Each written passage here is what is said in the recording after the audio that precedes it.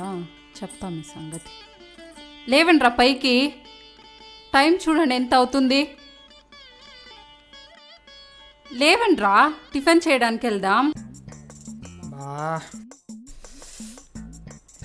ఏందిరా